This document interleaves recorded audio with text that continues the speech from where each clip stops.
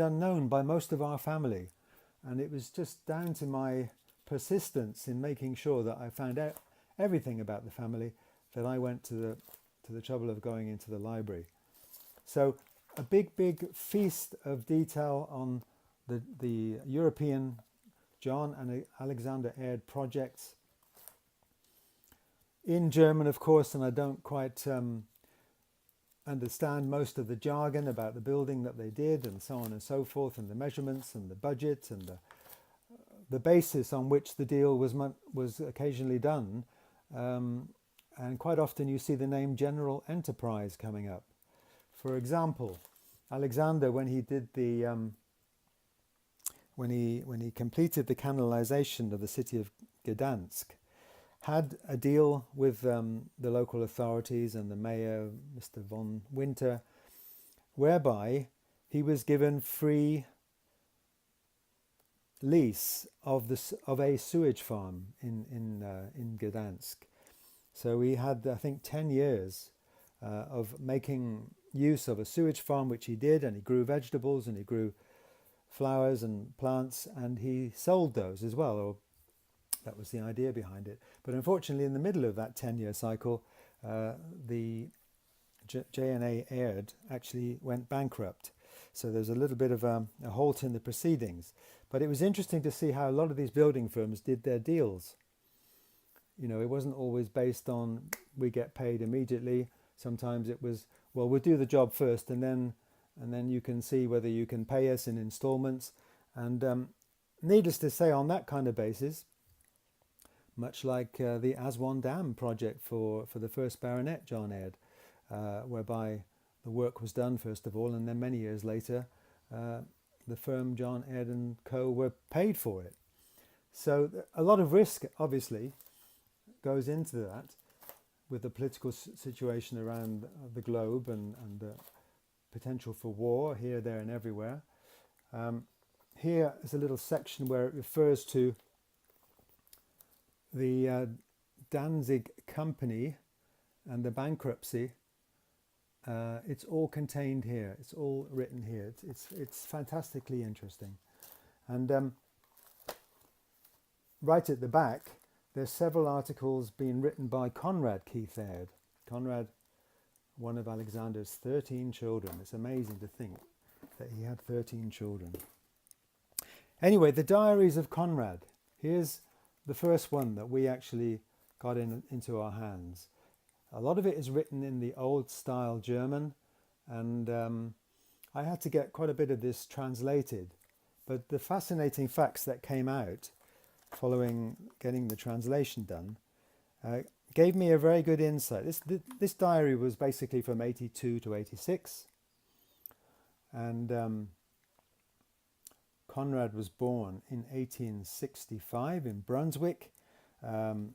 His father, Alexander Aird, had a contract with the royal family, the Kaiserliche family, the emperor's family in that part of Germany, and they gave him a contract to build water towers, waterworks in the city of Brunswick.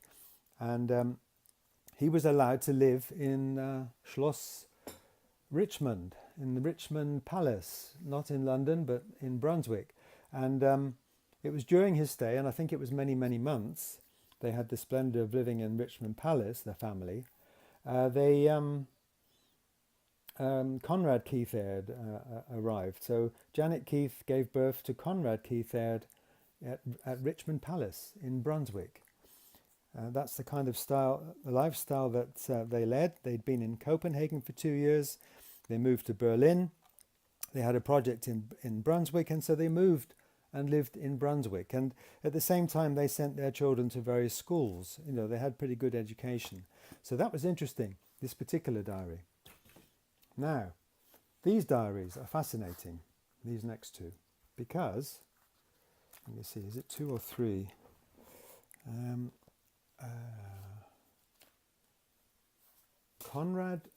Here we are. Conrad Keith Aird put together these 3 diaries from the period 1914 to 1918 approximately. So we originally got these confused with Auntie Florence's diaries, and we thought that she had done them, these diaries. And we were wondering why there was such great detail about battlefield positions in the First World War, locations where the First World War was being carried out. It's all here in this diary. Little newspaper articles put together by Conrad, in fact. So it wasn't Auntie Florence, it was Conrad. And we got to thinking, well, maybe somebody in the family was a foreign correspondent, or maybe even a spy. You know, I mean, the detail of what had been written here and entered into this diary was just amazing, particularly over the beginning of the First World War and all the activities of the German Kaiserliche Army against the French in Belgium in particular. So Conrad wrote these diaries. Now, at the same time, it has to be said, Conrad was imprisoned. Conrad was actually interned. Conrad and the rest of the Alexander Aird family had the great distinction of mostly being born in Germany. 10 of the children were born in Germany, but they were British subjects by birth, which was no problem when you're building sewage systems and water towers and laying mains and that kind of thing.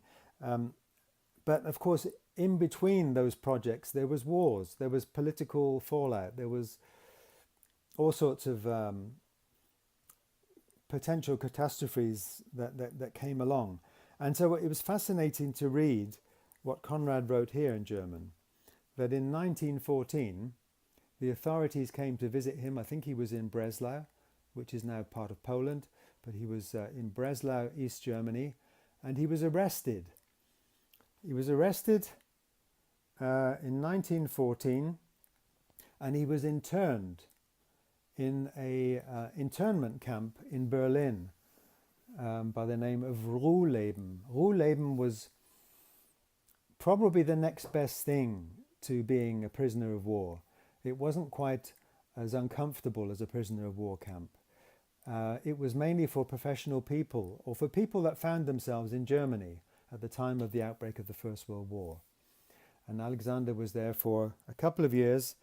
He was released in 1916 at some stage, and he was told that he had to report to the local police station. He was on parole, basically.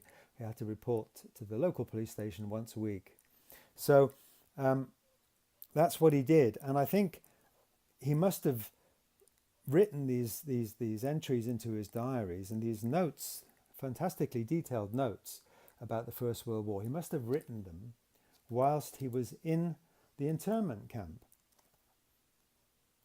I'm just reading a book on the internment camp actually at the moment, and there's a lot of interesting detail in that. And I think a lot of people had a bit of freedom to do projects of their own whilst they were interned. But of course he was separated from his family, which was obviously a bad thing. And at that stage he was involved with an engineer from the UK called Lindley, and he was doing various work for the Lindley company.